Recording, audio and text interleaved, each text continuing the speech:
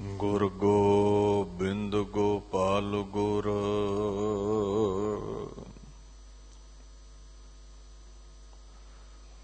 ਗੁਰ ਪੂਰਨ ਨਾਰਾਇਣ ਹੈ। ਗੁਰ ਦਇਆਲ ਸਮਰੱਥ ਗੁਰ ਗੁਰ ਨਾਨਕ ਪਤਿਤ ਉਦਾਹਰਣ ਹੈ।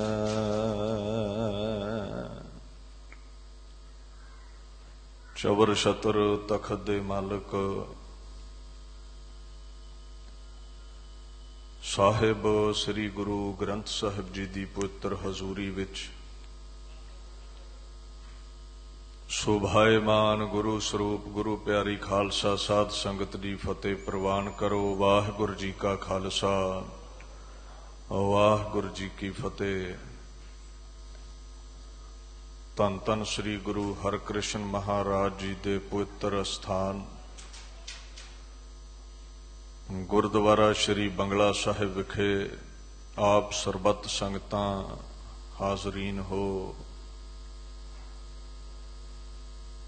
ਬੜੀ ਸਹਿਜਤਾ ਦੇ ਨਾਲ ਸਿੰਘ ਸਾਹਿਬ ਗਿਆਨੀ ਰਣਜੀਤ ਸਿੰਘ ਹੁਣਾਂ ਨੇ ਆਪ ਸੰਗਤ ਨੂੰ ਤੁਰਕੀ ਬਾਣੀ ਦਾ ਫੁਰਮਾਨ ਸਰਵਣ ਕਰਵਾਇਆ ਹੈ।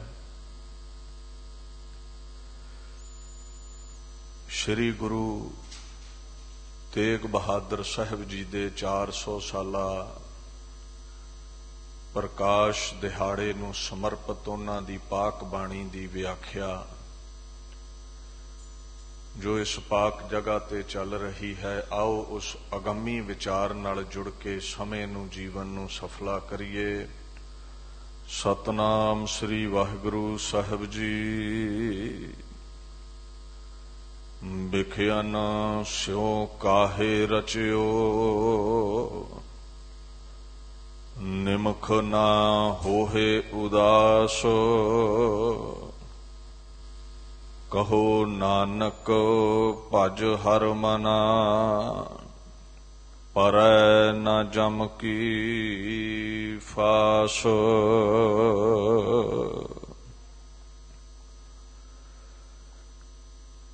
ਵੈਰਾਗਮਈ ਸ਼ਲੋਕਾਂ ਦੇ ਅੰਦਰ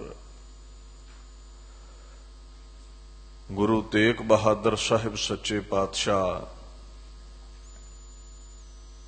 ਇੱਥੇ ਵਿਸ਼ਿਆਂ ਵਿਕਾਰਾਂ ਬਾਬਤ ਇਨਸਾਨ ਨੂੰ ਸੁਚੇਤ ਕਰਦੇ ਨੇ। ਮਾਇਆ ਦੇ ਹੱਲਿਆਂ ਤੋਂ ਸੁਚੇਤ ਕਰਦੇ ਨੇ। ਵਿਖਿਆਨ ਦਾ ਭਾਵ ਹੈ ਵਿਖੇ, ਤੇ ਵਿਖੇ ਜਿਹੜਾ ਲਫ਼ਜ਼ ਹੈ ਉਹ ਆਉਂਦਾ ਹੈ ਸ਼ਬਦ ਸਪਰਸ਼ ਰੂਪ ਰਸ ਗੰਧ ਬਾਬਤ। ਦੇਖੋ ਸਾਡੇ ਇੰਦਰੇ ਨੇ ਅੱਖ ਨੱਕ ਕੰਨ ਆਦਿਕ ਇੰਦਰੀਆਂ ਦੇ ਵੱਖੋ ਵੱਖ ਸੁਭਾਅ ਨੇ। ਇੰਦਰੀਆਂ ਦੁਆਰਾ ਜਾਣਨ ਜੋਗਿਆ ਜੋ ਸ਼ਬਦ ਨੇ, ਜਿਵੇਂ ਨੇਤਰਾਂ ਦਾ ਵਿਸ਼ਾ ਹੈ ਰੂਪ ਵੇਖਣਾ, ਕੰਨਾਂ ਦਾ ਵਿਸ਼ਾ ਹੈ ਸੁਣਨਾ, ਤੁਚਾ ਦਾ ਵਿਸ਼ਾ ਹੈ ਸਪਰਸ਼ ਕਰਨਾ, ਰਸਨਾ ਦਾ ਵਿਸ਼ਾ ਹੈ ਰਸ ਮਾਨਣਾ, ਨੱਕ ਦਾ ਵਿਸ਼ਾ ਹੈ ਗੰਧ ਮਾਨਣਾ। ਸੋ ਮਹਾਰਾਜ ਇੱਥੇ ਇਹ ਕਹਿੰਦੇ ਨੇ ਅੱਖਾਂ ਗੈਰਾਂ ਦੇ ਰੂਪ ਤੱਕਣ ਵਿੱਚ ਹੀ ਰਚ ਗਈਆਂ, ਕੰਨ ਚੁਗਲੀ ਨਿੰਦਾ ਸੁਣਨ ਵਿੱਚ ਰਚ ਗਏ, ਜ਼ੁਬਾਨ ਨਿੰਦਾ ਕਰਨ ਵਿੱਚ ਰਚ ਗਈ, ਸਰੀਰ ਗੈਰਾਂ ਦਾ ਸੰਗ ਕਰਨ ਵਿੱਚ ਰਚ ਗਿਆ। ਇਉਂ ਮਹਾਰਾਜ ਪਾਤਸ਼ਾਹ ਕਹਿੰਦੇ ਨੇ ਇਹ ਜਿਹੜਾ ਇਨਸਾਨ ਹੈ ਉਹ ਵਿਸ਼ਿਆਂ ਵਿਕਾਰਾਂ ਦੇ ਵਿੱਚ ਰਚਿਆ ਪਿਆ ਹੈ, ਖੁੱਭਿਆ ਪਿਆ ਹੈ, ਕਾਮ ਕ੍ਰੋਧ ਲੋਭ ਮੋਹ ਹੰਕਾਰ ਦੇ ਵਿੱਚ ਗਲਤਾਨ ਹੋਇਆ ਪਿਆ ਹੈ। ਕਹਿੰਦੇ ਇੱਕ ਨਿਮਖ ਦੇ ਲਈ ਵੀ, ਨਿਮਖ ਕਹਿੰਦੇ ਨੇ ਇਹ ਜਿਹੜੀ ਅੱਖ ਦੀ ਪਲਕ ਹੈ ਨਾ, ਜਿੰਨਾ ਸਮਾਂ ਇਹਨੂੰ ਡਿੱਗਣ ਲਈ ਲੱਗਦਾ ਹੈ, ਬੰਦ ਹੋਣ ਲਈ ਲੱਗਦਾ ਹੈ, ਰੰਚਕ ਮਾਤਰ, ਕਹਿੰਦੇ ਥੋੜੇ ਸਮੇਂ ਦੇ ਲਈ ਵੀ ਨਾ ਹੋਏ ਉਦਾਸ। ਇਹ ਉਦਾਸ ਨਹੀਂ ਹੋਇਆ, ਭਾਵ ਇਹਨੇ ਵਿਸ਼ਿਆਂ ਵਿਕਾਰਾਂ ਤੋਂ ਕਿਨਾਰਾ ਨਹੀਂ ਕੀਤਾ। ਸਾਰਾ ਜੀਵਨ ਰੋਜ਼ ਦਰ ਰੋਜ਼ ਅੱਠੋ ਪਹਿਰ ਵਿਸ਼ਿਆਂ ਵਿਕਾਰਾਂ ਵਿੱਚ ਹੀ ਖੁੱਭਿਆ ਰਹਿੰਦਾ ਹੈ। ਉਦਾਸ ਦਾ ਭਾਵ ਹੈ ਸੰਸਾਰ ਤੋਂ, ਪਦਾਰਥਾਂ ਤੋਂ ਚਿੱਤ ਦਾ ਉੱਠ ਜਾਣਾ, ਨਿਰੰਕਾਰ ਵੱਲ ਜੁੜ ਜਾਣਾ।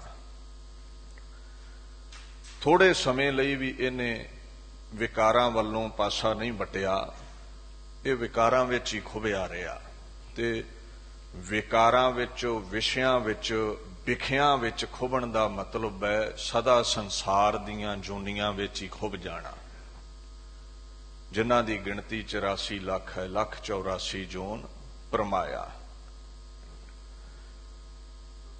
ਵਿਸ਼ਿਆਂ ਬਾਰੇ ਮਹਾਰਾਜ ਨੇ ਬੜੀ ਸੁੰਦਰ ਉਦਾਹਰਣ ਦਿੱਤੀ ਹੈ। ਕਹਿੰਦੇ ਵਿਖੈ ਬਾਚ ਹਰ ਰਾਚ, ਸਮਝ ਮਨ ਬੌਰਾ ਰੇ, ਨਿਰਪੈ ਹੋਏ ਨਾ ਹਰ ਭਜੈ ਮਨ ਬੌਰਾ ਰੇ, ਗਹਿਓ ਨਾ ਰਾਮ ਜਹਾਜ। ਕਹਿੰਦੇ ਵਿਸ਼ਿਆਂ ਵਿਕਾਰਾਂ ਵਿੱਚ ਫਸਿਆ ਰਿਹਾ, ਸੰਸਾਰੀ ਧੰਦਿਆਂ ਵਿੱਚ ਫਸਿਆ ਰਿਹਾ, ਰੱਬ ਦਾ ਜੋ ਨਾਮ ਸੀ, ਜੋ ਭਵਸਾਗਰ ਤੋਂ ਤਾਰਨ ਵਾਲਾ ਜਹਾਜ਼ ਸੀ, ਉਹਦੇ ਤੇ ਬੈਠਾ ਹੀ ਨਾ। ਸਾਰਾ ਜੀਵਨ ਵਿਕਾਰਾਂ ਵਿੱਚ, ਲੋਭ ਮੋਹ ਵਿੱਚ ਕੱਢ ਦਿੱਤਾ ਹੈ। ਉਦਾਹਰਣ ਕੀ ਦਿੱਤੀ ਹੈ? ਕਹਿੰਦੇ ਨੇ ਮਰਕਟ ਮੁਸ਼ਟੀ ਅਨਾਜ ਕੀ ਮਨ ਬੌਰਾ ਰੇ, ਲੀਨੀ ਹਾਥ ਪਸਾਰ, ਛੂਟਨ ਕੋ ਸਹਿਸਾ ਭਰਿਆ ਮਨ ਬੌਰਾ ਰੇ, ਨਾਚਿਓ ਘਰ ਘਰ ਬਾਰ। ਇੱਕ ਉਦਾਹਰਣ ਬਖਸ਼ਦੇ ਨੇ, ਮਰਕਟ ਕਹਿੰਦੇ ਨੇ ਬਾਂਦਰ ਨੂੰ, ਮੁਸ਼ਟੀ ਦਾ ਭਾਵ ਹੈ ਮੁੱਠੀ। ਬਾਂਦਰ ਅਨਾਜ ਨਾਲ ਮੁੱਠੀ ਭਰ ਲੈਂਦਾ ਹੈ, ਫਿਰ ਛੁੱਟ ਨਹੀਂ ਪਾਉਂਦਾ। ਉਹ ਇਸ ਤਰ੍ਹਾਂ ਹੈ ਵੀ ਜਿਹੜੇ ਸ਼ਿਕਾਰੀ ਨੇ ਨਾ, ਉਹ ਇੱਕ ਘੜਾ ਲੈਂਦੇ ਨੇ ਘੁੱਟਵੇਂ ਦੇ ਮੂੰਹ ਵਾਲਾ, ਉਹਦੇ ਵਿੱਚ ਛੋਲੇ ਆਦਿਕ ਅਨਾਜ ਪਾ ਲੈਂਦੇ ਨੇ ਤੇ ਉਹ ਰੱਖ ਦਿੰਦੇ ਨੇ, ਤੇ ਬਾਂਦਰ ਦੇਖ ਕੇ ਦੌੜਦਾ ਹੈ ਤੇ ਉਹਦੇ ਵਿੱਚ ਹੱਥ ਪਾਉਂਦਾ ਹੈ ਅਨਾਜ ਕੱਢਣ ਦੇ ਲਈ।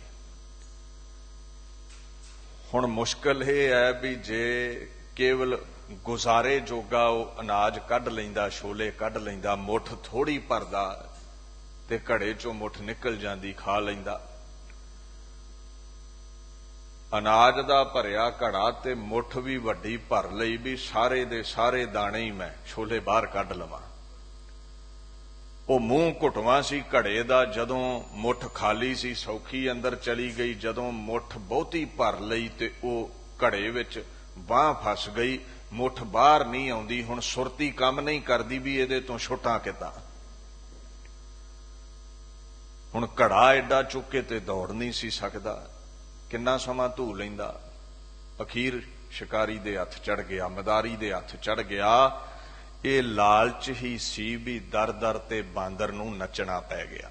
ਮਦਾਰੀ ਨਚਾਉਂਦੇ ਹੀ ਨੇ ਨਾ ਬਾਂਦਰਾਂ ਨੂੰ, ਕਹਿੰਦੇ ਤੂੰ ਲਾਲਚ ਜ਼ਿਆਦਾ ਕਰਦਾ ਹੈ, ਇਹ ਮਾਇਆ, ਇਹ ਪਦਾਰਥ ਜੀਵਨ ਬਤੀਤ ਕਰਨ ਲਈ ਮਿਲੇ ਨੇ, ਮੁਰਦਾਰ ਨਾ ਖਾ, ਲੋਕਾਂ ਦਾ ਹੱਕ ਨਾ ਮਾਰੇ, ਨਾ ਕਹਿ ਵੀ ਸਾਰੇ ਪਦਾਰਥ ਮੈਂ ਹੀ ਆਪਣੇ ਗੋਦਾਮ ਵਿੱਚ ਭਰ ਲਵਾਂ, ਦੁਨੀਆ ਭੁੱਖੀ ਮਰ ਜਾਵੇ, ਸਾਰਿਆਂ ਨੂੰ ਲੁੱਟ ਕੇ ਖਾ ਲਵਾਂ।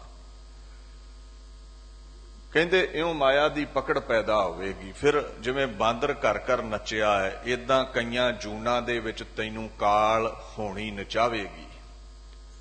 ਬਾਣੀ ਚਾਹੁੰਦਾ ਹੈ ਨਾ, ਅੰਤ ਕਾਲ ਜੋ ਲక్ష్ਮੀ ਸਿਮਰੈ, ਐਸੀ ਚਿੰਤਾ ਮਹਿ ਜੇ ਮਰੈ ਸਰਪ ਜੋਨ ਵੱਲ ਵੱਲ ਉਤਰੈ। ਸੰਸਾਰ ਦੀ ਪਕੜ, ਮਾਇਆ ਦੀ ਪਕੜ, ਪਦਾਰਥਾਂ ਦੀ ਪਕੜ ਸੰਸਾਰ ਤੇ ਹੀ ਰੱਖਦੀ ਹੈ ਆਪਾਂ ਨੂੰ। ਕੋਈ ਨਾ ਕੋਈ ਜੂਨ ਮਿਲ ਜਾਂਦੀ ਹੈ। ਨਿਰੰਕਾਰ ਯਾਦ ਹੀ ਨਹੀਂ ਤੇ ਮੁਕਤੀ ਕਿਵੇਂ ਮਿਲੇ? ਨਿਰੰਕਾਰ ਤਾਈਂ ਪਹੁੰਚਿਆ ਕਿਵੇਂ ਜਾਵੇ? ਮੁੱਠੀ ਨਾਲ ਤੇ ਸਭ ਕੁਝ ਇੱਥੇ ਵੜਿਆ ਹੈ ਸੰਸਾਰ ਅੰਦਰ, ਤੇ ਰਹਿਣਾ ਵੀ ਸੰਸਾਰ ਤੇ ਪਵੇਗਾ। ਸੋ ਇਸ ਗੱਲ ਦਾ ਖਿਆਲ ਰੱਖਿਓ। ਦੀਨ ਦੁਨੀਆ ਦੇ ਮਾਲਕ ਕਹਿੰਦੇ ਹੁਣ ਇਹ ਸੰਸਾ ਹੈ, ਇਸ ਗੁਲਾਮੀ ਤੋਂ ਬਾਂਦਰ ਛੁੱਟੇ ਕਿਵੇਂ? 84 ਲੱਖ ਦੇ ਗੇੜ ਤੋਂ ਹੁਣ ਆਪਾਂ ਛੁੱਟਣਾ ਕਿਵੇਂ ਹੈ? ਨਹੀਂ ਛੁੱਟ ਪਾਉਂਦੇ, ਕਿਉਂਕਿ ਲਾਲਚ ਬੜਾ ਹੈ ਸੰਸਾਰੀ ਪਦਾਰਥਾਂ ਦਾ। ਸੋ ਸੰਸਾਰ ਦੇ ਵਿੱਚ ਹੀ ਆਪਾਂ ਗਲਤਾਨ ਰਹਿੰਦੇ ਹਾਂ, ਸੰਸਾਰ ਤੇ ਹੀ ਵਾਸਾ ਮਿਲ ਜਾਂਦਾ ਹੈ। ਮਹਾਰਾਜ ਕਹਿੰਦੇ ਨੇ ਸਾਧ ਵਿਕਾਰ ਬਿਖੈ ਰਸ ਮਾਤੋ ਅਸੰਖ ਖਤੇ ਕਰ ਫੇਰੇ। ਏਦਾਂ ਸੰਸਾਰੀ ਪਦਾਰਥਾਂ ਵਿੱਚ ਜਿਹੜੇ ਮੱਤੇ ਰਹਿੰਦੇ ਨੇ, ਉਹ ਸੰਸਾਰ ਦੇ ਉੱਤੇ ਜਨਮ ਤੇ ਮਰਨ ਦੇ ਫੇਰ ਵਿੱਚ ਪਏ ਰਹਿੰਦੇ ਨੇ। ਉਹਨਾਂ ਨੂੰ ਵਾਰ-ਵਾਰ ਆਵਾਗਮਨ ਵਿੱਚ ਪੈਣਾ ਪੈਂਦਾ ਹੈ। Those people will be consigned to the cycle of reincarnation।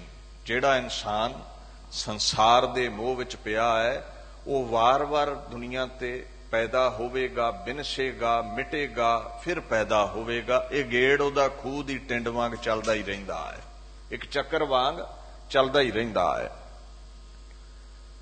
ਮਹਾਰਾਜ ਕਹਿੰਦੇ ਤਰਲਾ ਲਿਆ ਕਰੋ ਨਾਨਕੀ, ਪ੍ਰਭ ਪਾਹੇ ਬੇਨੰਤੀ ਕਾਟੋ ਅਵਗਣ ਮੇਰੇ। ਮਹਾਰਾਜ ਮੇਰੇ ਅਵਗਣ ਕੱਟੋ, ਮੈਨੂੰ ਸੰਸਾਰ ਦੇ ਮੋਹ ਤੋਂ ਉਪਰਾਮ ਕਰਕੇ ਆਪਣਾ ਮੋਹ ਬਖਸ਼ ਦਿਓ। ਨਹੀਂ ਤੇ ਜੂਨਾ ਵਿੱਚ ਇਉਂ ਨੱਚਣਾ ਪਵੇਗਾ ਜਿਵੇਂ ਲਾਲਚ ਵਸ ਬਾਂਦਰ ਅਨਾਜ ਦੀ ਖਾਤਰ ਘਰ ਘਰ ਮਦਾਰੀ ਦੇ ਹੁਕਮ ਵਿੱਚ ਨੱਚਿਆ ਹੈ। ਇਉਂ ਕਰਮਾਂ ਵਿੱਚ ਸਾਨੂੰ ਨੱਚਣਾ ਪੈਂਦਾ ਹੈ, ਜੂਨਾ ਵਿੱਚ ਆਉਣਾ ਪੈਂਦਾ ਹੈ। ਪਰ ਮਹਾਰਾਜ ਕਹਿੰਦੇ ਰੰਚਕ ਮਾਤਰ ਸਮਾਂ ਵੀ ਤੂੰ ਉਦਾਸ ਨਾ ਹੋਇਆ, ਸੰਸਾਰ ਵੱਲੋਂ ਧਿਆਨ ਜੁਦਾ ਕਰਕੇ ਰੱਬ ਦੇ ਨਾਲ ਤੂੰ ਜੁੜਿਆ ਹੀ ਨਾ। ਇਹ ਪੂਰਾ ਗੁਰੂ ਕਿਰਪਾ ਕਰੇ ਤੇ ਸੰਸਾਰ ਵਿੱਚ ਰਹਿੰਦਿਆਂ ਉਦਾਸ ਹੋਈਦਾ ਹੈ, ਭਾਵ ਉਪਰਾਮ ਹੋਈਦਾ ਹੈ, ਪਰਮਾਤਮਾ ਨਾਲ ਜੁੜੀਦਾ ਹੈ। ਕਹੋ ਨਾਨਕ ਗੁਰ ਪੂਰਾ ਭੇਟਿਆ ਪ੍ਰਵਾਨ ਗ੍ਰਸਤ ਉਦਾਸ। ਪੂਰਾ ਗੁਰੂ ਮਿਲੇ ਤੇ ਫਿਰ ਹੀ ਗ੍ਰਸਤ ਵਿੱਚ ਰਹਿੰਦਿਆਂ ਉਦਾਸੀਨ ਹੋਈਦਾ ਹੈ। ਦੀਨ ਦੁਨੀਆ ਦੇ ਮਾਲਕ ਗੁਰੂ ਤੇਗ ਬਹਾਦਰ ਸਾਹਿਬ, ਜਿਨ੍ਹਾਂ ਨੂੰ ਆਪਾਂ ਯਾਦ ਕਰ ਰਹੇ ਹਾਂ, ਬਚਪਨ ਤੋਂ ਹੀ ਉਦਾਸ ਰਹਿੰਦੇ ਸਨ। ਬਚਪਨ ਤੋਂ ਹੀ ਸੰਸਾਰ ਦਾ ਮੋਹ ਨਹੀਂ ਸੀ। ਜਦੋਂ ਉਹਨਾਂ ਦਾ ਜੀਵਨ ਤੁਸੀਂ ਪੜ੍ਹਦੇ ਹੋ ਨਾ, ਹਜੇ 3-4 ਵਰ੍ਹਿਆਂ ਦੇ ਦਰਮਿਆਨ ਉਹਨਾਂ ਦੀ ਉਮਰ ਹੈ। 1681 ਬਿਕਰਮੀ ਸੰਮਤ ਬਾਬਾ ਗੁਰਦਿੱਤਾ ਜੀ ਉਹਨਾਂ ਦਾ ਆਨੰਦ ਕਾਰਜ ਰੱਖਿਆ ਹੈ। ਤੇ ਮਾਤਾ ਨਾਨਕੀ ਨੇ ਬਾਬਾ ਤੇਗ ਬਹਾਦਰ ਸਾਹਿਬ ਨੂੰ ਸੁੰਦਰ ਚੋਲਾ ਪਹਿਨਾਇਆ, ਹੱਥਾਂ ਵਿੱਚ ਸੋਨੇ ਦੇ ਕੰਗਣ ਤੇ ਗਲ ਵਿੱਚ ਸੋਨੇ ਦਾ ਕੈਂਠਾ ਹਾਰ ਪਹਿਨਾਇਆ ਹੈ। ਜੰਝ ਤਿਆਰ ਹੋਈ ਹੈ, ਬਟਾਲੇ ਜਾਣਾ ਹੈ, ਜਿੱਥੇ ਵਿਆਹ ਹੋਣਾ ਹੈ ਬਾਬਾ ਗੁਰਦਿੱਤਾ ਜੀ ਦਾ। ਰਾਮੇ ਸਿਲ ਦੀ ਸੁਪੁੱਤਰੀ ਬੀਬੀ ਨੰਤੀ ਦੇ ਨਾਲ।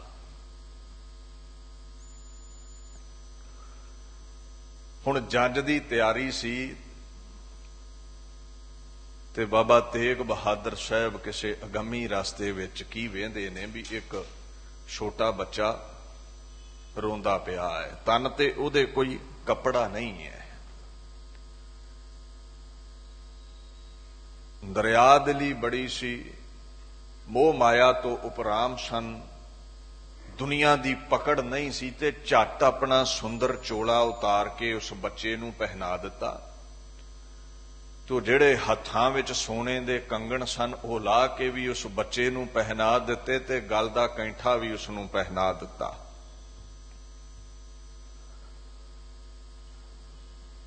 इदां ही जदों नगन अवस्था विच माता ने तकिया ते पुछया है वस्त्र किथे ने, कंगण किथे ने, कैंठा किथे है। कहंदे मां एक लोड़वंद सी बच्चा, ओदा तन कज आया मैं अपने वस्त्रां दे नाल।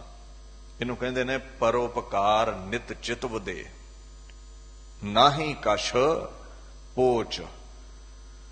साधु सदा ही परोपकारी हुंदे ने। भाई नंद लाल ने भी एक बचन किया, कहंदे गुरु तेग बहादुर साहब सिर तो लैके पैरां तक किरपा करन वाले ने, किरपा दे खजाने ने। उन्हां दी पाक बाणी है, आखण लगे गुरु तेग बहादुर शारापा अफजाल जीनत आराए महफिले जाहो जलाल। फारसी विच कहंदे ने भाई नंद लाल जी, कहंदे गुरु तेग बहादुर साहब सरापा दा भाव है सिर तो लैके पैरां तक, अफजाल किरपा दे खजाने ने। आपां लफ्ज बना लैने आ सिरो पाओ, ये कित्थों बनदा है? फारसी दे सरापा तो। सिर तो लैके पैरां तक बख्शिश कर देनी, सरोपा पा देना। सो वो किरपा दे खजाने ने, किरपा दे सागर ने, दीना ते दया करन वाले ने। बाणी दा फरमान है ना, गुरपुर है किरपा धारी प्रभ पूरी लोच हमारी। जदों किरपा करदा है पूरा गुरु ते मन दी हर इच्छा दी पूर्ति कर दिंदा है। उन्हां दा सुभाअ ही कुछ ऐसा है। ते भाई नंद लाल कहंदे जीनत भाव सजावट। गुरु तेग बहादुर साहब महफिले भाव संगत सभा गुरु नानक दे तख्त नूं होर सजाउण वाले ने, होर गुरु घर दी वडियाई वधाउण वाले ने, चार चन्न लाउण वाले ने। सिर तो लैके पैरां तक, चरनां तक वो किरपा दे खजाने ने। वो बच्चे ते दया आई किरपा कर दिती। मां ने पुछया है की कर रहे हो? मां बच्चा तन तो नंगा सी, ओदी ये लोड़ किसे होर ने पूरी नहीं सी करनी। मैं अपने वस्त्रां नाल ओदा तन कज आया हां, मैनू ते होर भी वस्त्र जुड़ जाणगे, तुसीं होर वस्त्र दे दवोगे। हुण मां ने गिला ते करना ही सी। गुरु हरगोबिंद साहब दे कोल लै गए बाहों फड़ के, कहंदे तुहाडा लख ते जिगर देखो किस हालत विच घर आया है। तुहाडे लाडले साहिबजादे दा हाल वेखो, बरात तुरन वाली है ते सारे वस्त्र ला के किसे बच्चे नूं दे आया है, सोने दे कंगण दे आया है, सोने दा कैंठा दे आया है।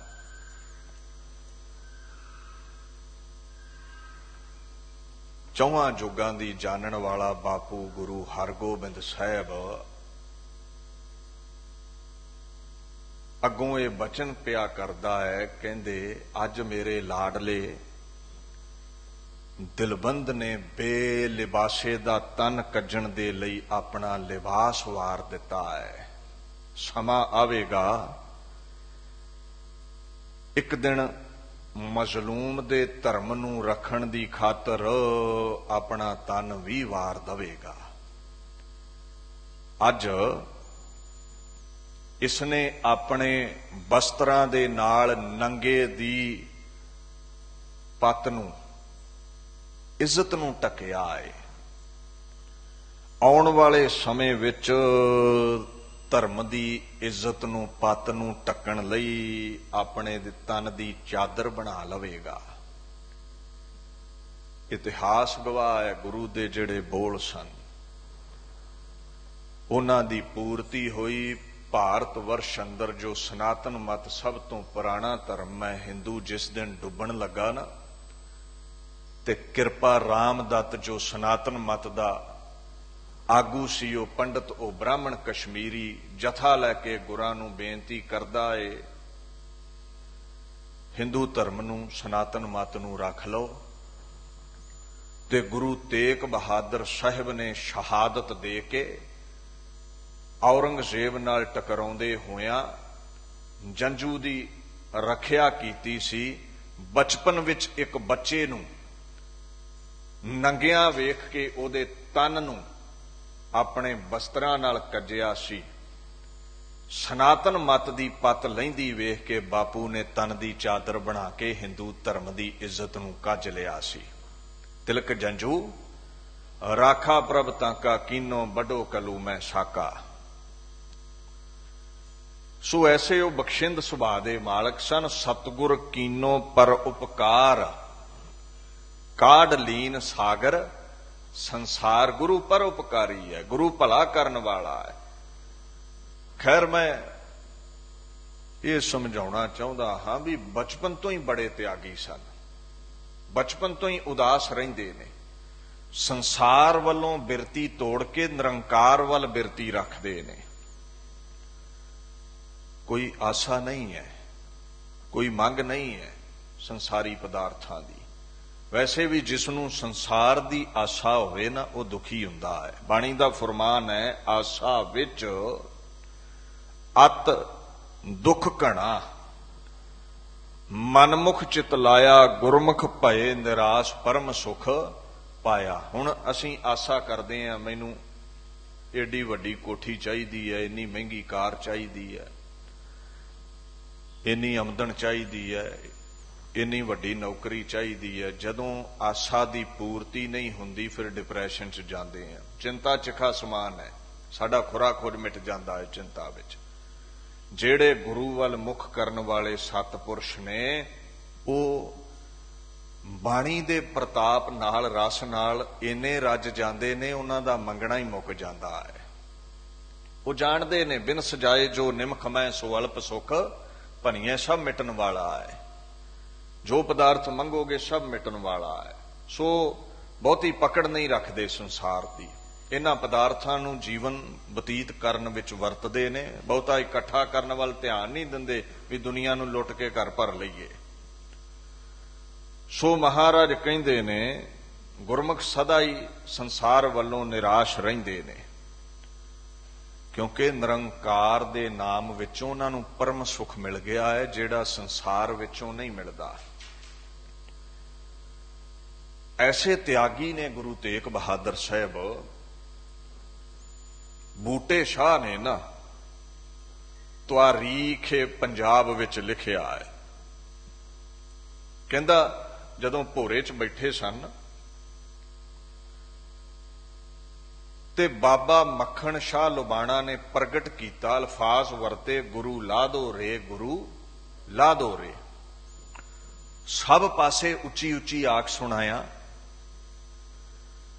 तां उस वेले निमरता दी मूरत गुरु तेग बहादुर साहिब ने आख्या सी मैं फकीर लोक हां।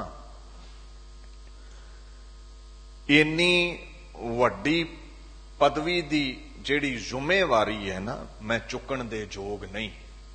इन्नी निमरता मैं गुरु नानक दे तख्त दी जिम्मेवारी चुकण दे जोग नहीं।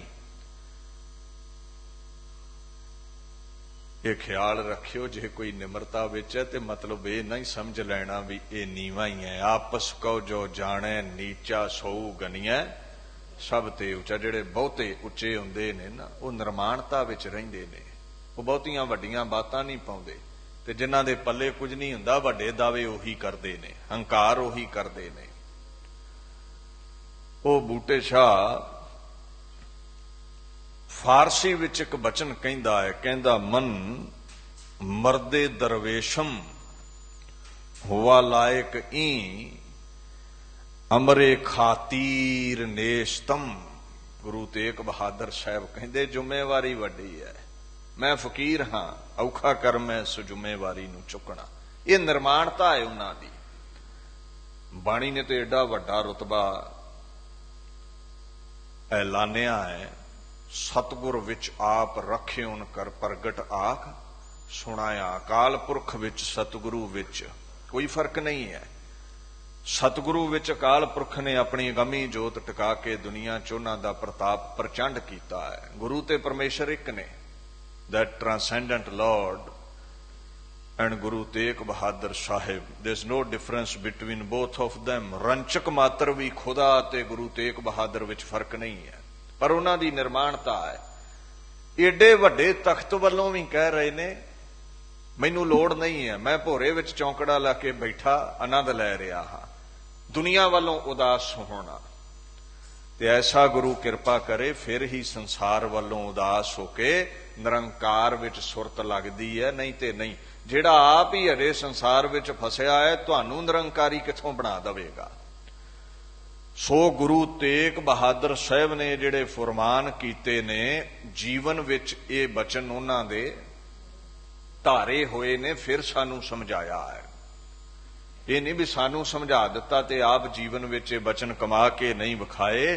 कहंदे तुसीं एक निमख मात्र लई भी परमात्मा वल ध्यान नहीं दे रहे, संसार विच फसे होए हो। ते जेड़ा निरंकार विच ध्यान लाउंदा है, ओना सोग वियोग ना व्यापई, हर भाणा पाया नानक हर स्वेती सदा रव रहे, तुर लए मिलाया। जेड़े निरंकार वाल जुड़ गए, संसार वालों उदास होए, उन्हां नूं परमात्मा ने अपने नाल मिला लिया। वो जूना विच नहीं आए, उन्हां नूं चरनां विच जगह दे दित्ती। पर दुनिया दी दशा दसदे ने, कहंदे निमख मात्र लई भी दुनिया विषयां नूं छड्ड के, काम क्रोध नूं छड्ड के उदास नहीं रहिंदी, निरंकार वल ध्यान नहीं जोड़दी। अगे हुक्म करदे ने, कहो नानक भज हर मना, परै ना जम की फास। कहंदे सो संसार वालों उदास हो, पदार्थां वालों ध्यान तोड़ के अकाल पुरख वल ध्यान जोड़ ना कर। भज दा मतलब है सेवा करनी, भज दा मतलब है भजन करना, बंदगी करनी। किस दी बंदगी करनी है? हर, जो हरियां भरियां करन वाला है, तुहाडे दुखां नूं अज्ञान नूं जो हर लैंदा है, वो जिहड़ा परमेश्वर है। जदों उसदा असीं भजन करांगे, कहंदे फिर जमां दी फाही गल नहीं पवेगी। हुण देखो, जम जन्म दा संखेप भी है, ये लफ्ज जिहड़ा है। जम दा भाव है जमन मरना, जमकाल सिर होना उतरै त्रिविध मनसा। जेड़े आसा विच ने ना, संसार नाल प्रेम पाके बैठे ने, जिन्हां नूं संसार दी आसा है, उन्हां दे गलों जमन मरना नहीं मिटदा। फिर कह दवां, संसार दा ही ते करदे हो ते जूना विच फिर संसार ते ही आओगे ना, रब दा ते ही नहीं है। रब दे घर सचखंड किदां जाओगे? मुक्ति किवें मिलेगी? जिसदा ते है उत्थे ही तुहानू वो भेज दिंदा है। पहला जम दा मतलब है जम्मण मरण दा गेड़। दूसरा जम दा अर्थ हुंदा है प्राण कढण वाला देवता, जो मौत दिंदा है।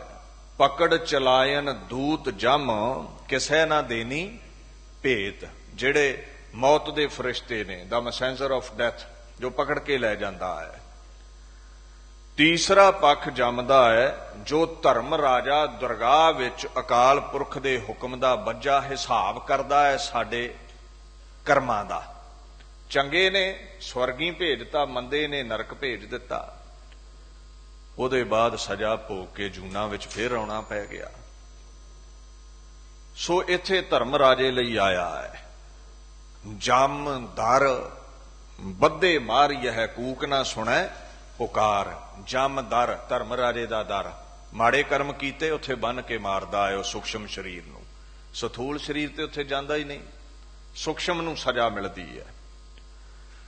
कहंदे जे चाहुंदा है मुक्ति, चाहुंदा है नजात, गुरु तेग बहादुर साहिब आखण लगे भजन करया कर अकाल पुरख दा, जमा दी फाही कट्टी जाएगी। जिवें बाणी दा फरमान है, से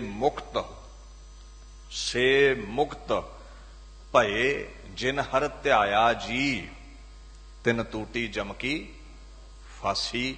ਉਹੀ ਮੁਕਤ ਹੋਣਗੇ ਜਿਨ੍ਹਾਂ ਅਕਾਲ ਪੁਰਖ ਨੂੰ ਧਿਆਇਆ ਹੈ। They will be liberated. ਰੋਗਾਂ ਸੋਗਾਂ ਤੋਂ 84 ਲੱਖ ਜੂਨ ਤੋਂ ਨਿਜਾਤ ਹਾਸਲ ਕਰਨਗੇ ਜਿਨ੍ਹਾਂ ਅਕਾਲ ਪੁਰਖ ਨੂੰ ਧਿਆਇਆ ਹੈ। ਬਾਣੀ ਚ ਆਉਂਦਾ ਹੈ, ਮਾਈ ਰੀ ਕਾਟੀ ਜਮ ਕੀ ਫਾਸ, ਹਰ ਹਰ ਜਬਤ ਸਰਬ ਸੁਖ ਪਾਏ, ਬੀਚੇ ਗ੍ਰਸਤ ਉਦਾਸ। ਮਾਂ ਅਕਾਲ ਪੁਰਖ ਦੇ ਗੀਤ ਗਾ ਕੇ ਮੈਂ ਜਮਾਂ ਦੀ ਫਾਹੀ ਕੱਟ ਲਈ, ਸੰਸਾਰ ਵਿੱਚ ਗ੍ਰਸਤ ਵਿੱਚ ਰਹਿੰਦਿਆਂ ਹੀ ਮੈਂ ਉਪਰਾਮ ਹਾਂ, ਮੋਹ ਮਾਇਆ ਤੋਂ ਰਹਿਤ ਹੋ ਗਿਆ ਹਾਂ। ਸੋ ਇੱਥੇ ਪਾਤਸ਼ਾਹ ਦੇ ਦੂਜੇ ਸ਼ਲੋਕ ਦੀ ਸਮਾਪਤੀ ਹੈ। ਹੁਣ ਜਿਹੜਾ ਗੁਰੂ ਤੇਗ ਬਹਾਦਰ ਸਾਹਿਬ ਜੀ ਦਾ ਗੁਰੂ ਗ੍ਰੰਥ ਸਾਹਿਬ ਮਹਾਰਾਜ ਦੀ ਪਾਕ ਬਾਣੀ ਅੰਦਰ 219 ਅੰਗ ਤੇ ਸੁਸ਼ੋਭਿਤ ਸ਼ਬਦ ਹੈ, ਆਓ ਉਸ ਦੀ ਵਿਚਾਰ ਨਾਲ ਜੁੜੀਏ। ਸਤਨਾਮ ਸ੍ਰੀ ਵਾਹਿਗੁਰੂ ਸਾਹਿਬ ਜੀ, ਗੌੜੀ ਮਹੱਲਾ ਨੌਵਾਂ। ਸਾਧੋ ਰਚਨਾ ਰਾਮ ਬਨਾਈ। ਇੱਥੇ ਸਾਧੋ ਦਾ ਭਾਵ ਹੈ ਜੋ ਸਾਧਨਾ ਕਰਨ ਵਾਲੇ, ਇੰਦਰੀਆਂ ਨੂੰ ਕਾਬੂ ਵਿੱਚ ਕਰ ਗਏ, ਮਨ ਨੂੰ ਜਿਨ੍ਹਾਂ ਨੇ ਜਿੱਤ ਲਿਆ ਮੁਸ਼ੱਕਤਾਂ ਕਾਲ ਕੇ, ਸੰਤ ਜਨ ਜੋ ਸ਼ਾਂਤ ਚਿੱਤ ਹੋ ਗਏ, ਜਿਨ੍ਹਾਂ ਦੀ ਡੈਫੀਨੇਸ਼ਨ ਹੈ ਹਰ ਹਰ ਔਖਦ ਸਾਧ ਕਮਾਤ, ਹਰ ਜਸ ਕਰਤ ਸੰਤ ਦਿਨ ਰਾਤ। ਜਿਹੜਾ ਦਿਨ ਰਾਤ ਬਾਣੀ ਪੜ੍ਹਦਾ ਉਹ ਸਾਧ ਹੈ, ਉਹ ਸੰਤ ਹੈ। ਨਿਰਾ ਲਿਬਾਸ ਨੂੰ ਸੰਤ ਨਹੀਂ ਕਿਹਾ। ਜਿਹੜਾ ਸਦੀ ਵੀ ਅਕਾਲ ਪੁਰਖ ਦੇ ਗੀਤ ਗਾਉਂਦਾ ਹੈ ਉਹ ਸਾਧਾਂ ਨੂੰ ਸੰਬੋਧਿਤ ਕਰਦੇ ਨੇ। ਇੱਥੇ ਰਚਨਾ ਦੀ ਬਾਤ ਕਰਦੇ ਨੇ।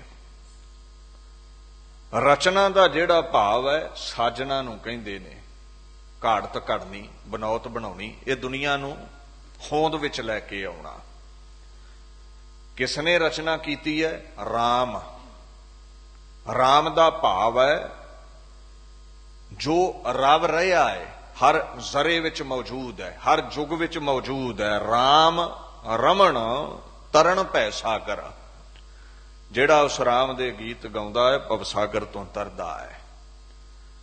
ਐ ਸੰਤ ਜਨੋ, ਇਹ ਰਚਨਾ ਅਕਾਲ ਪੁਰਖ ਦੀ ਬਣਾਈ ਹੈ, ਕੋਈ ਦੂਸਰਾ ਕਾਰੀਗਰ ਨਹੀਂ ਹੈ ਦੁਨੀਆ ਨੂੰ ਬਣਾਉਣ ਵਾਲਾ। ਅਕਾਲ ਪੁਰਖ ਹੀ ਰਚਣ ਵਾਲਾ ਹੈ, ਉਹਦੇ ਹੁਕਮ ਵਿੱਚ ਹੀ ਰਚਨਾ ਚੱਲ ਰਹੀ ਹੈ। ਰਚ ਰਚਨਾ ਆਪਣੀ ਕਲ ਧਾਰੀ, ਅਨਕ ਬਾਰ ਨਾਨਕ ਬਲਿਹਾਰੀ। ਮਹਾਰਾਜ ਕਹਿੰਦੇ ਬਲਿਹਾਰੇ ਜਾਵਾਂ। ਇੱਕੋ ਹੀ ਕਾਰੀਗਰ ਸਾਰੀ ਸ੍ਰਿਸ਼ਟੀ ਨੂੰ ਬਣਾਉਂਦਾ ਹੈ। ਰੰਗ ਬਰੰਗੇ ਭਾਂਡੇ ਬਣਾਏ ਨੇ, ਦੇਖੋ ਕਿੰਨੀਆਂ ਜੂਨਾਂ ਬਣਾਈਆਂ, ਕਿੰਨੇ ਖੰਡ ਬ੍ਰਹਿਮੰਡ ਬਣਾਏ, ਇੱਕੋ ਕਾਰੀਗਰ ਹੈ ਉਹ। ਕੋਈ ਉਹਦੀ ਸਹਾਇਤਾ ਵਿੱਚ ਨਹੀਂ ਲੱਗਾ, ਨਾ ਕਿਸੇ ਦੀ ਸਹਾਇਤਾ ਦੀ ਉਸਨੂੰ ਲੋੜ ਹੈ। ਬਲਿਹਾਰੇ ਜਾਈਏ ਉਹਦੀ ਰਚਨਾ ਵੇਖ ਕੇ ਵੀ ਇਤਨਾ ਖਿਲਾਰਾ ਕੱਲੇ ਨਹੀਂ ਖਿਲਾਰਿਆ ਹੈ ਤੇ ਕੱਲਾ ਹੀ ਸਾਂਭਣ ਵਾਲਾ ਹੈ। ਸੋ ਅੱਗੇ ਮਹਾਰਾਜ ਉਹਦੀ ਅਸਚਰਜ ਰਚਨਾ ਬਾਰੇ ਵਿਸਥਾਰ ਕਰਦੇ ਨੇ। ਕਹਿੰਦੇ ਇੱਕ ਬਿਨਸੈ ਇੱਕ ਅਸਥਿਰ ਮਾਨੈ, ਅਚ ਰਜ ਲਖਿਓ ਨਾ ਜਾਈ। ਬੱਚੇ ਦੇ ਸਾਹਮਣੇ ਉਹਦਾ ਪਿਤਾ ਮਰ ਜਾਂਦਾ ਹੈ। ਵੇਖਦਿਆਂ ਵੇਖਦਿਆਂ ਪਰਿਵਾਰ ਦੇ ਜੀ, ਸੰਗੀ ਸਾਥੀ ਮਰ ਰਹੇ ਨੇ, ਪਰ ਜੋ ਜ਼ਿੰਦਾ ਹੈ ਨਾ, ਜੋ ਉਹਨਾਂ ਦਾ ਦਾਹ ਸੰਸਕਾਰ ਕਰਦਾ ਹੈ, ਜੋ ਮੜੀਆਂ ਦੇ ਵਿੱਚ ਇਸ ਵੈਰਾਗ ਦੀ ਘੜੀ ਵਿੱਚ ਹਾਜ਼ਰੀਨ ਹੈ, ਉਹ ਕੁਝ ਸਮੇਂ ਲਈ ਤੇ ਵੈਰਾਗ ਰੱਖਦਾ ਹੈ ਮਨ ਵਿੱਚ ਵੀ ਜਿੰਨੀ ਮਰਜ਼ੀ ਭੱਜ ਦੌੜ ਕਰ ਲਓ, ਅਸਲ ਸਚਾਈ ਇਹ ਹੈ ਇੱਥੇ ਆ ਕੇ ਸਭ ਨੇ ਮਿੱਟੀ ਹੋਣਾ ਹੈ। ਪਰ ਜਿਵੇਂ ਜਿਵੇਂ ਉਹ ਸੰਸਾਰ ਵਿੱਚ ਫਿਰ ਪਰਤਦਾ ਹੈ, ਮੜੀਆਂ ਤੋਂ ਮੁੜਦਾ ਹੈ, ਘਰ ਆਉਂਦਾ ਹੈ, ਪਰਿਵਾਰ ਵਿੱਚ ਬਹਿੰਦਾ ਹੈ, ਹੋਰਾਂ ਨੂੰ ਮਿਲਦਾ ਗਿਲਦਾ ਹੈ, ਉਹਨੂੰ ਮੌਤ ਭੁੱਲ ਜਾਂਦੀ ਹੈ। ਆਪਣੇ ਆਪ ਨੂੰ ਸਥਿਤ ਸਮਝਦਾ ਹੈ ਵੀ ਮੈਂ ਨਹੀਂ ਮਰਨਾ, ਮੌਤ ਨੂੰ ਭੁਲਾ ਦਿੰਦਾ ਹੈ। ਮਹਾਰਾਜ ਕਹਿੰਦੇ ਕੈਸੀ ਅਸਚਰਜ ਖੇਡ ਹੈ। ਇੱਕ ਮਨੁੱਖ ਮਰਿਆ, ਦੂਜੇ ਨੇ ਮਰਦਿਆਂ ਤੱਕਿਆ ਹੈ ਤੇ ਫਿਰ ਵੀ ਆਪਣੇ ਆਪ ਨੂੰ ਸਮਝਦਾ ਹੈ ਵੀ ਮੈਂ ਸਦਾ ਟਿਕੇ ਰਹਿਣਾ ਹੈ। ਇਹ ਬੜੀ ਅਸਚਰਜ ਖੇਡ ਹੈ। ਕਿਉਂ ਆਪਣੇ ਆਪ ਨੂੰ ਥਿਰ ਮੰਨ ਕੇ ਬੈਠਾ ਹੈ? ਕਿਉਂ ਉਹਨੂੰ ਮੌਤ ਭੁੱਲ ਜਾਂਦੀ ਹੈ ਵੀ ਮੇਰਾ ਵੀ ਅੰਤ ਇਸੇ ਤਰ੍ਹਾਂ ਹੀ ਹੋਵੇਗਾ। ਜਿੰਨੇ ਸਵਾਸ ਰਹਿ ਗਏ ਨੇ ਰੱਬ ਦੇ ਗੀਤ ਗਾ ਕੇ ਸਫਲੇ ਕਰ ਲਵਾਂ, ਚੰਗੇ ਕਰਮ ਕਰਾਂ, ਮੇਰੇ ਜਾਣ ਤੋਂ ਬਾਅਦ ਲੋਕ ਮੈਨੂੰ ਯਾਦ ਕਰਨ। ਕਿਉਂਕਿ ਜਿਹੜਾ ਚੰਗੇ ਕਰਮ ਨਹੀਂ ਕਰਦਾ ਜੀਵਨ ਕਾਲ ਦੌਰਾਨ, ਉਹਦੇ ਜਾਣ ਤੋਂ ਬਾਅਦ ਲੋਕ ਲਾਹਨਤਾਂ ਹੀ ਪਾਉਂਦੇ ਨੇ ਵੀ ਚੰਗਾ ਹੋਇਆ ਗਲੋਂ ਲੈ ਗਿਆ ਹੈ। ਚੰਗੇ ਕਰਮ ਕਰਾਂ। ਜਿਹੜਾ ਮੌਤ ਤੋਂ ਡਰਦਾ ਹੈ, ਮੌਤ ਨੂੰ ਯਾਦ ਰੱਖਦਾ ਹੈ, ਉਹ ਕਦੇ ਵੀ ਕਦਮ ਗਲਤ ਨਹੀਂ ਪੁੱਟਦਾ। ਜੋ ਮੌਤ ਤੋਂ ਦੂਰ ਨੇ, ਰੱਬ ਨੂੰ ਭੁੱਲੇ ਹੋਏ ਨੇ, ਉਹੀ ਕਦਮ ਗਲਤ ਪੁੱਟਦੇ ਨੇ, ਉਹੀ ਦੂਜਿਆਂ ਦੇ ਹੱਕ ਮਾਰਦੇ ਨੇ, ਉਹਨਾਂ ਦੇ ਹਸਤ ਗਲਤ ਪੱਖ ਨੂੰ ਚੱਲਦੇ ਨੇ, ਪੈਰ ਗਲਤ ਰਸਤੇ ਤੇ ਚੱਲਦੇ ਨੇ। ਮਹਾਰਾਜ ਕਹਿੰਦੇ ਬੜਾ ਅਚਰਜ ਹੈ, ਦੁਨੀਆ ਬਿਨਸ ਰਹੀ ਹੈ, ਵਿਨਾਸ਼ ਹੋ ਰਿਹਾ ਹੈ ਦੁਨੀਆ ਦਾ, ਇਹ ਫਿਰ ਵੀ ਆਪਣੇ ਆਪ ਨੂੰ ਅਸਥਿਰ ਸਮਝ ਕੇ ਬੈਠਾ ਹੈ, ਮੌਤ ਨੂੰ ਭੁਲਾ ਕੇ ਬੈਠਾ ਹੈ। ਇਹ ਤਾਜੁਬ ਦੀ ਬਾਤ ਹੈ, ਹੈਰਾਨੀ ਦੀ ਬਾਤ ਹੈ। ਅਗਲੇ ਦੀ ਮੌਤ ਚੋਂ ਇਸ ਨੂੰ ਆਪਣੀ ਮੌਤ ਕਿਉਂ ਨਾ ਦਿਖੀ। ਬਾਣੀ ਕਹਿੰਦੀ ਰਾਣਾ ਰਾਓ ਨਾ ਕੋ ਰਹੈ, ਰੰਗ ਨਾ ਤੁੰਗ ਫਕੀਰ, ਵਾਰੀ ਆਪੋ ਆਪਣੀ ਕੋਏ ਨਾ ਬੰਧੈ। ਧੀਰ ਨਾ ਰਾਜਾ ਰਿਹਾ, ਨਾ ਚੌਧਰੀ ਰਿਹਾ, ਨਾ ਗਰੀਬ ਹੀ ਰਿਹਾ, ਮੌਤ ਕਿਸੇ ਨੂੰ ਨਹੀਂ ਛੱਡੇਗੀ। ਜਦੋਂ ਵਾਰੀ ਆ ਗਈ ਤੇ ਇੱਥੇ ਸਥਿਰ ਕੋਈ ਨਹੀਂ ਰਹਿ ਸਕਦਾ। ਨਾ ਪੀਰ ਰਹੇ, ਨਾ ਫਕੀਰ ਰਹੇ, ਨਾ ਅਵਤਾਰ ਰਹੇ, ਨਾ ਭਗਵਾਨ ਰਹੇ, ਇੱਕ ਅਕਾਲ ਪੁਰਖ ਰਹਿੰਦਾ ਹੈ। ਸਾਰੇ ਕਹਿੰਦੇ ਮਿਟ ਜਾਂਦੇ ਨੇ। ਕੋਈ ਕਿਸੇ ਨੂੰ ਲੱਖ ਤਸੱਲੀ ਦੇਵੇ, ਨਹੀਂ ਦੇ ਪਾਵੇਗਾ, ਕਿਉਂਕਿ ਉਹ ਆਪ ਥਿਰ ਨਹੀਂ ਹੈ। ਸੋ ਐਵੇਂ ਵਾਧੂ ਹੀ ਲੋਕ ਮੰਨ ਕੇ ਬੈਠੇ ਨੇ, ਮੌਤ ਭੁਲਾ ਕੇ ਬੈਠੇ ਨੇ ਵੀ ਜਿਵੇਂ ਅਸੀਂ ਮਰਨਾ ਨਹੀਂ ਹੈ। ਅਸਲ ਵਿੱਚ ਕਹਿੰਦੇ ਸਰੀਰ ਕਰਕੇ ਨਹੀਂ ਅਸਥਿਰ ਰਹਿਣਾ, ਨਾਮ ਕਰਕੇ ਤੂੰ ਅਸਥਿਰ ਰਹਿ ਸਕਦਾ ਹੈ। ਅਸਥਿਰ ਭਏ ਸਾਚ ਰੰਗ ਰਾਤੇ, ਜਨਮ ਮਰਨ ਬਾਹੁਰ ਨਹੀਂ ਪੀਠੇ। ਜਿਹੜਾ ਅਕਾਲ ਪੁਰਖ ਦੇ ਗੀਤ ਗਾਉਂਦਾ ਹੈ, ਅਕਾਲ ਪੁਰਖ ਦੇ ਨਾਮ ਵਾਂਗੂ ਉਹਦਾ ਨਾਮ ਵੀ ਅਮਰ ਰਹਿ ਜਾਂਦਾ ਹੈ। ਸਰੀਰ ਨਹੀਂ ਰਹਿੰਦਾ, ਨਾ ਸੰਤ ਦਾ ਨਾ ਸਾਕਤ ਦਾ। ਅੱਗੇ ਮਹਾਰਾਜ ਹੁਕਮ ਕਰਦੇ ਨੇ, ਰਹਾਓ ਕਾਮ ਕਰੋਧ ਮੋਹ ਬਸ ਪ੍ਰਾਨੀ, ਹਰ ਮੂਰਤ ਬਿਸਰਾਈ।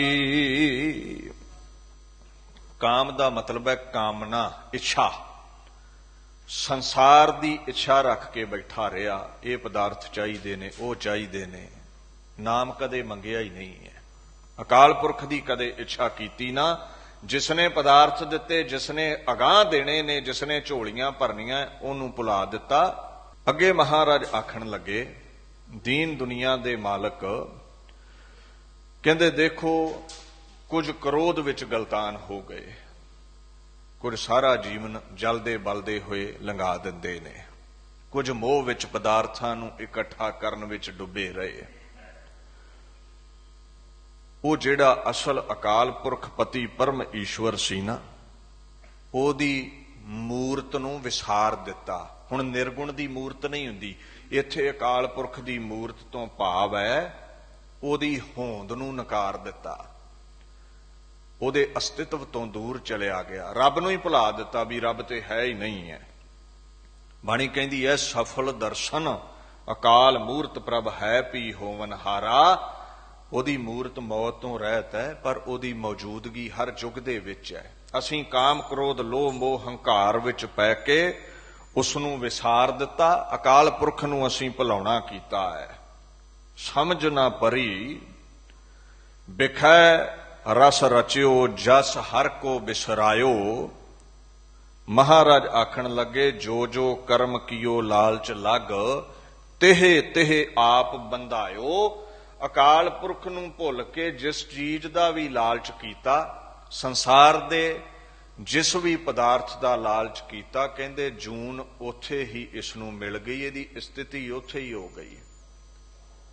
ਜਿਸ ਦਾ ਪ੍ਰੇਮ ਕਰਦਾ ਹੈ ਉਸ ਦੇ ਪਾਸ ਹੀ ਇਹਨੂੰ ਕੋਈ ਜੂਨੀ ਮਿਲ ਜਾਂਦੀ ਹੈ, ਦੁਨੀਆ ਤੇ ਹੀ ਫਿਰ ਪੈਦਾ ਹੋ ਜਾਂਦਾ ਹੈ। ਏਦਾਂ ਵਿਕਾਰਾਂ ਵਿੱਚ, ਮੋਹ ਮਾਇਆ ਵਿੱਚ ਬੰਧਿਆ ਹੋਇਆ ਦੁਨੀਆ ਦੇ ਬੰਧਨਾਂ ਵਿੱਚ ਹੀ ਸਦਾ ਰਹਿੰਦਾ ਹੈ। ਪੰਥਾ ਪ੍ਰੇਮ ਨਾ ਜਾਣਈ, ਭੂਲੀ ਫਿਰੈ ਗਵਾਰ। ਨਾਨਕ ਹਰ ਬਿਸਰਾਏ ਕੇ ਪੌਦੇ ਨਰਕ ਹੰਧਿਆਰ। ਕਹਿੰਦੇ ਜਿਹੜੇ ਅਕਾਲ ਪੁਰਖ ਨੂੰ ਭੁੱਲ ਜਾਂਦੇ ਨੇ, ਉਹ ਨਰਕਾਂ ਵਿੱਚ, ਜੂਨਾਂ ਵਿੱਚ ਪੈਂਦੇ ਨੇ। ਨਿਰੰਕਾਰ ਦੇ ਚਰਨਾਂ ਤਾਈਂ ਉਹ ਪਹੁੰਚਦਾ ਹੈ ਜਿਹੜਾ ਨਿਰੰਕਾਰ ਨਾਲ ਪ੍ਰੇਮ ਕਰਦਾ ਹੈ। ਸੋ ਕਾਮ ਕ੍ਰੋਧ ਵਿੱਚ ਪੈ ਕੇ, ਵਿਕਾਰਾਂ ਵਿੱਚ ਪੈ ਕੇ ਅਕਾਲ ਪੁਰਖ ਦਾਤਾਰ ਨੂੰ ਭੁਲਾ ਦਿੱਤਾ। ਝੂਠਾ ਤਨ ਸਾਚਾ ਕਰ ਮਾਨਿਓ, ਜਿਉ ਸੁਪਨਾ ਰਹਿ ਨਾਈ। ਸਾਰਾ ਜੀਵਨ ਇਸ ਨਾਸ਼ਵਾਨ ਝੂਠੇ ਸਰੀਰ ਨੂੰ ਸਵਾਰਨ ਵਿੱਚ ਹੀ ਬਿਤਾ ਦਿੱਤਾ। ਇਹਨੂੰ ਹੀ ਸਵਾਰਦਾ ਰਿਹਾ। ਆਪਣੀ ਆਦਤ ਹੁੰਦੀ ਹੈ ਨਾ, 2-2 4-4 ਘੰਟੇ ਸ਼ੀਸ਼ੇ ਅੱਗੇ ਸਵਾਰੀ ਜਾਈਦਾ ਹੈ ਚਿਹਰੇ ਨੂੰ। ਹਸਤੀ ਇਹਦੀ ਕੀ ਹੈ? ਇਹਨੇ ਮਿੱਟੀ ਹੋਣਾ ਹੈ। ਸਵਾਰਨਾ ਮਨ ਸੀ, ਲਾਉਣਾ ਚੌਂਕੜਾ ਸੀ, ਅਕਾਲ ਪੁਰਖ ਦੇ ਗੀਤ ਗਾਉਣੇ ਸੀ, ਉਹ ਅਸੀਂ ਗਾ ਹੀ ਨਾ ਸਕੇ। ਸਰੀਰ ਨੂੰ ਕਹਿੰਦੇ ਤੂੰ ਸੱਚਾ ਸਮਝਿਆ ਏ। ਮਹਾਰਾਜ ਆਖਣ ਲੱਗੇ ਜਿਉਂ ਸੁਪਨਾ ਰਹਿ ਨਾਈ। ਇਹਦੀ ਸਚਾਈ ਕੇਵਲ ਇੰਨੀ ਕੀ ਹੈ, ਨਿਮਖ ਭਰ ਲਈ ਜਿੰਨੀ ਕਿ ਸੁਪਨੇ ਦੀ ਸਚਾਈ ਹੁੰਦੀ ਹੈ। ਵੇਖੋ ਜਿਹੜਾ ਸੁਪਨਾ ਹੈ ਨਾ, ਜਾਗਰਤ ਅਤੇ ਸੁਖੋਪਤ ਅਵਸਥਾ ਦੇ ਵਿੱਚ ਕੋਈ ਨਾ ਕੋਈ ਸਾਨੂੰ ਯਾਦ ਆਉਂਦੀ ਹੈ। ਸਾਰਾ ਦਿਨ ਜੋ ਕਰਮ ਕੀਤੇ ਹੁੰਦੇ ਨੇ ਉਹਨਾਂ ਦਾ ਹੀ ਸਾਨੂੰ ਸੁਪਨਾ ਆ ਜਾਂਦਾ ਹੈ। ਸਾਰੀ ਦਿਹਾੜੀ ਪੈਸੇ ਵਿੱਚ ਗਲਤਾਨ ਰਹੇ ਤੇ ਨੋਟਾਂ ਦਾ ਸੁਪਨਾ, ਗੈਰਾਂ ਦੇ ਰੂਪ ਵਿੱਚ ਗਲਤਾਨ ਰਹੇ ਤੇ ਕਾਮੁਕ ਸੁਪਨਾ, ਮੈਲਾ ਸੁਪਨਾ, ਲੁੱਟਾਂ ਖੋਹਾਂ ਦੇ ਸੁਪਨੇ। ਜੋ ਜੋ ਕਰਮ ਕਰਦੇ ਉਹੀ ਸੁਪਨੇ ਬਣ ਜਾਂਦੇ ਨੇ।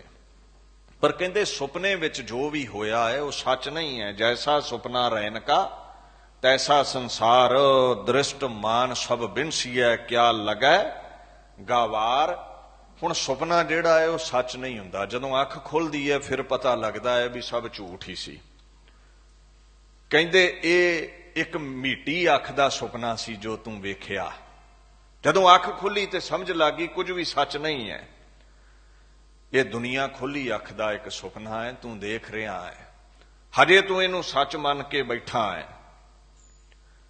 ਜਿਵੇਂ ਚੇਤ ਅਵਸਥਾ ਸੀ ਨਾ ਸੁੱਤਿਆਂ, ਜੋ ਤੇਰੇ ਦਿਮਾਗ ਵਿੱਚ ਚੱਲ ਰਿਹਾ ਸੀ ਉਹਨੂੰ ਤੂੰ ਸੱਚ ਸਮਝ ਰਿਹਾ। ਜਦੋਂ ਉੱਠਿਆ ਅੱਖ ਖੁੱਲੀ ਪਤਾ ਲੱਗਿਆ ਸਭ ਕੁਫਰ ਹੈ। ਕਬੀਰ ਜੀ ਕਹਿੰਦੇ ਖੁੱਲੀ ਅੱਖ ਨਾਲ ਜਿਹੜਾ ਸੁਪਨਾ ਵੇਖ ਰਿਹਾ ਹੈ ਹਜੇ ਅਚੇਤ ਅਵਸਥਾ ਵਿੱਚ ਹੈ। ਭਾਵ ਮਾਇਆ ਦੇ ਮੋਹ ਵਿੱਚ ਤੈਨੂੰ ਇਹ ਸੱਚ ਪਿਆ ਜਾਪਦਾ ਹੈ। ਜਿਸ ਦਿਨ ਜਮ ਦਾ ਡੰਡ ਸਿਰ ਵਿੱਚ ਲੱਗਾ, ਅੰਤਲਾ ਸਮਾਂ ਆ ਗਿਆ, ਇਸ ਅਵਸਥਾ ਤੋਂ ਜਾਗੇਗਾ, ਮਾਇਆ ਦੇ ਮੋਹ ਤੋਂ ਜਾਗੇਗਾ। ਫਿਰ ਸਮਝ ਲੱਗੇਗੀ ਨਾ ਮੀਟੀ ਅੱਖ ਨਾਲ ਵੇਖਿਆ ਹੋਇਆ ਸੁਪਨਾ ਹੀ ਸੱਚ ਸੀ ਤੇ ਨਾ ਇਹ ਖੁੱਲੀ ਅੱਖ ਨਾਲ ਵੇਖਿਆ ਸੰਸਾਰ ਹੀ ਸੱਚ ਸੀ। ਕਹੋ ਕਬੀਰ ਤਬ ਹੀ ਨਰ ਜਾਗੈ, ਜਮ ਕਾ ਡੰਡ ਮੂੰਡ ਮੈਂ ਲਾਗੈ। ਉਦੋਂ ਹੀ ਜਾਗਦੇ ਆ ਜਦੋਂ ਮੌਤ ਆ ਜਾਂਦੀ ਹੈ। ਮਹਾਰਾਜ ਇਸ ਸੰਸਾਰ ਸੁਪਨੇ ਬਾਬਤ ਅੱਗੇ ਕਹਿੰਦੇ ਨੇ, ਜੋ ਦੀਸੈ ਸੋ ਸਗਲ ਬਿਨਾਸੈ, ਜਿਉ ਬਾਦਰ ਕੀ ਛਾਈ। ਸੁਪਨਾ ਆਇਆ, ਉੱਠੇ, ਇਉਂ ਉੱਡ ਗਿਆ ਜਿਵੇਂ ਬੱਦਲਾਂ ਦਾ ਪਰਛਾਵਾਂ ਉੱਡਦਾ ਹੈ। ਇਹ ਸੰਸਾਰ ਜਿਹੜਾ ਹੈ ਨਾ, ਮਹਾਰਾਜ ਕਹਿੰਦੇ ਬਾਦਰ ਦਾ ਭਾਵ ਹੈ ਮੇਘ, ਬੱਦਲ। ਜਦੋਂ ਬੱਦਲ ਚੜ ਕੇ ਆਉਂਦੇ ਨੇ ਕੁਝ ਪਲ ਲਈ ਉਹਨਾਂ ਦੀ ਛਾਇਆ ਨਾਲ ਹਨੇਰਾ ਜਿਹਾ ਛਾ ਜਾਂਦਾ ਹੈ। ਦੁਪਹਿਰੇ ਵੇਖਿਓ ਹਨੇਰਾ ਛਾਵੇਗਾ। ਜੇ ਤੁਸੀਂ ਆਖੋ ਵੀ ਇਹ ਸਦੀਵੀ ਰਹਿਣ ਵਾਲਾ ਹੈ, ਕਹਿੰਦੇ ਨਹੀਂ, ਥੋੜੇ ਸਮੇਂ ਤੱਕ ਹੀ ਬੱਦਲ ਵਰਖਾ ਕਰਕੇ ਉੱਡ ਜਾਂਦੇ ਨੇ। ਜਿਵੇਂ ਬੱਦਲਾਂ ਦੀ ਛਾਇਆ ਅਸਥਿਰ ਨਹੀਂ ਹੈ, ਉਹ ਥਿਰਤਾ ਨਹੀਂ ਰੱਖਦੀ, ਉਹਨੇ ਮਿਟ ਜਾਣਾ ਹੈ। ਮੇਘ ਕੀ ਛਾਇਆ ਜੈਸੇ ਬਰਤਨ ਹਾਰ, ਤੈਸੋ ਪਰਪੰਚ ਮੋਹ ਵਿਕਾਰ। ਇਸੇ ਤਰ੍ਹਾਂ ਹੀ ਦੁਨੀਆ ਦੇ ਪਦਾਰਥ ਨੇ, ਮੋਹ ਮਾਇਆ ਰੰਗ ਰੂਪ ਹੈ। ਇਹ ਸੰਸਾਰ ਸਦੀਵੀ ਰਹਿਣ ਵਾਲਾ ਨਹੀਂ ਹੈ। ਬੱਦਲ ਦੇ ਪਰਛਾਵੇਂ ਵਾਂਗੂ ਕੁਝ ਸਮੇਂ ਦੇ ਲਈ ਇਹ ਹਕੀਕਤ ਪਿਆ ਜਾਪਦਾ ਹੈ, ਅਖੀਰ ਇਹ ਮਿਟ ਜਾਵੇਗਾ, ਇਹਨੇ ਟਿਕੇ ਨਹੀਂ ਰਹਿਣਾ, ਇਹ ਨਾਸ਼ਵਾਨ ਹੈ। ਸੋ ਸੰਸਾਰ ਸਾਰਾ ਬੱਦਲ ਦੀ ਛਾਇਆ ਦੀ ਤਰ੍ਹਾਂ ਹੈ, ਇਹ ਰਹਿਣ ਵਾਲਾ ਨਹੀਂ ਹੈ। ਜੋ ਦੀਸੈ ਸੋ ਚਾਲਨ ਹਾਰ, ਲਬਟ ਰਹਿਓ ਤਹੈ ਅੰਧ ਅੰਧਾਰ। ਜੋ ਦਿਖਦਾ ਹੈ ਬਿਨਸੇਗਾ, ਤੂੰ ਕਿਉਂ ਲਪਟਿਆ ਇਸ ਨਾਲ। ਰੁੱਖਾਂ ਦੀ ਛਾਇਆ ਸਦਾ ਟਿਕੀ ਨਹੀਂ ਰਹਿੰਦੀ, ਹੜਾਂ ਦੇ ਪਾਣੀ ਸਦਾ ਟਿਕੇ ਨਹੀਂ ਰਹਿੰਦੇ, ਬੱਦਲਾਂ ਦਾ ਪਰਛਾਵਾਂ ਸਦਾ ਟਿਕਿਆ ਨਹੀਂ ਰਹਿੰਦਾ। ਸੋ ਮਹਾਰਾਜ ਕਹਿੰਦੇ ਨੇ ਬੱਦਲ ਦੀ ਛਾਇਆ ਵਾਂਗੂ ਸਭ ਮਿਟੇਗਾ। ਦੀਨ ਦੁਨੀਆ ਦੇ ਮਾਲਕ ਇਹੀ ਸਮਝਾਉਂਦੇ ਨੇ, ਕਹਿੰਦੇ ਬਿਰਖ ਕੀ ਛਾਇਆ ਸਿਉ ਰੰਗ ਲਾਵੈ, ਉਹ ਬਿਨਸੈ ਉਹ ਮਨ ਪਛਤਾਵੈ। ਇਹ ਮੋਹ ਮਾਇਆ ਪਦਾਰਥ ਪਰਿਵਾਰ ਇਦਾਂ ਹੈ ਜਿਵੇਂ ਰੁੱਖ ਦੀ ਛਾਂ ਹੈ, ਤੇ ਜੇ ਕੋਈ ਰੁੱਖ ਦੀ ਛਾਂ ਨਾਲ ਪ੍ਰੇਮ ਪਾ ਲਵੇ ਵੀ ਸਦਾ ਰਵੇਗੀ, ਕਹਿੰਦੇ ਉਹਦਾ ਦਿਲ ਟੁੱਟੇਗਾ ਇੱਕ ਦਿਨ, ਛਾਇਆ ਸਦਾ ਨਹੀਂ ਰਹਿੰਦੀ। ਸੋ ਸੰਸਾਰ ਨਾਲ ਮੋਹ ਬਹੁਤਾ ਨਹੀਂ ਪਾਉਣਾ ਚਾਹੀਦਾ। ਕਹਿੰਦੇ ਇਹ ਸਦੀਵੀ ਰਹਿਣ ਵਾਲਾ ਨਹੀਂ ਹੈ, ਜਦੋਂ ਇਹ ਹੱਥੋਂ ਛੁੱਟੇਗਾ ਨਾ ਤੇ ਕਹਿੰਦੇ ਫਿਰ ਦੁੱਖ ਬੜਾ ਹੋਵੇਗਾ।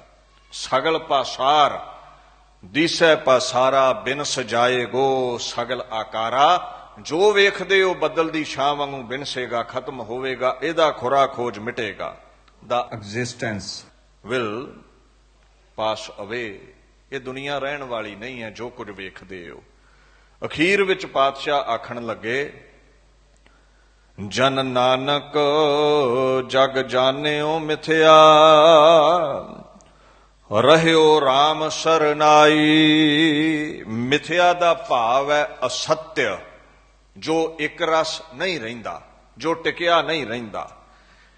ਕਹਿੰਦੇ ਸਾਧੂ ਜਨ ਇਹ ਗੱਲ ਚੰਗੀ ਤਰ੍ਹਾਂ ਸਮਝਦੇ ਨੇ ਵੀ ਜਗਤ ਮਿਥਿਆ ਹੈ, ਇਹਦੇ ਨਾਲ ਮੋਹ ਪਾਉਣਾ ਠੀਕ ਨਹੀਂ, ਕਿਉਂਕਿ ਜਦੋਂ ਕੁਝ ਹੱਥੋਂ ਨਿਕਲਦਾ ਹੈ ਤੇ ਫਿਰ ਤਕਲੀਫ ਬੜੀ ਹੁੰਦੀ ਹੈ।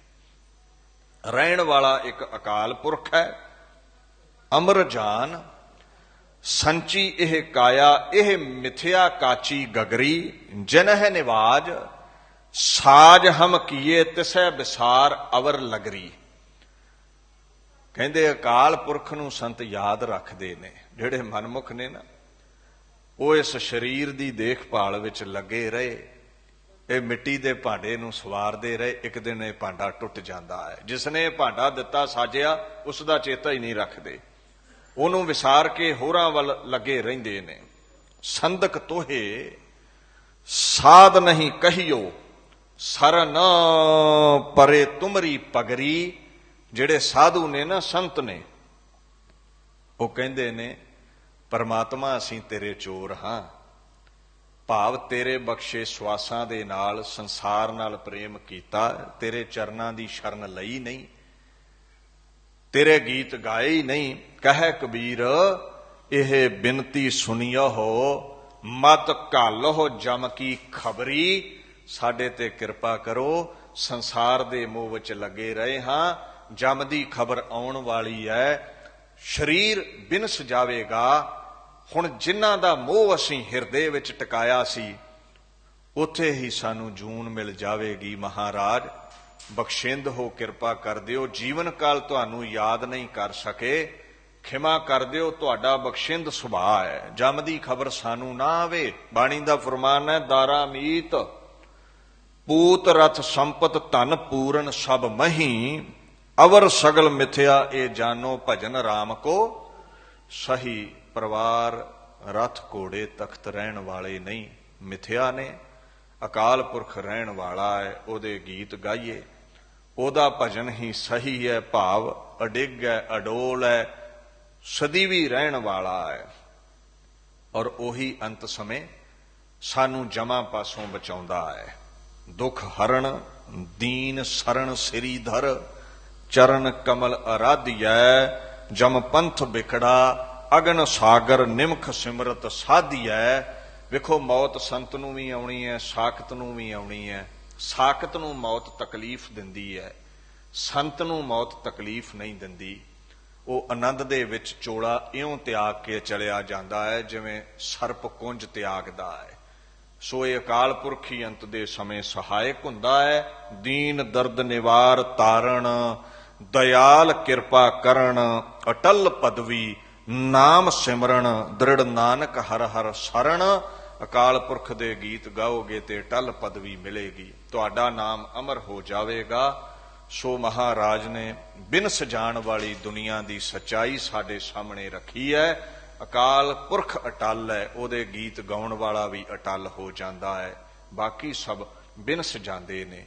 ਸੋ ਇੱਥੇ ਹੀ ਦਾਸ ਵਿਚਾਰ ਨੂੰ ਸੰਕੋਚਦਾ ਹੈ। ਗੱਜ ਵੱਜ ਕੇ ਫਤਿਹ ਬੁਲਾਓ ਜੀ। ਵਾਹਿਗੁਰੂ ਜੀ ਕਾ ਖਾਲਸਾ, ਵਾਹਿਗੁਰੂ ਜੀ ਕੀ ਫਤਿਹ।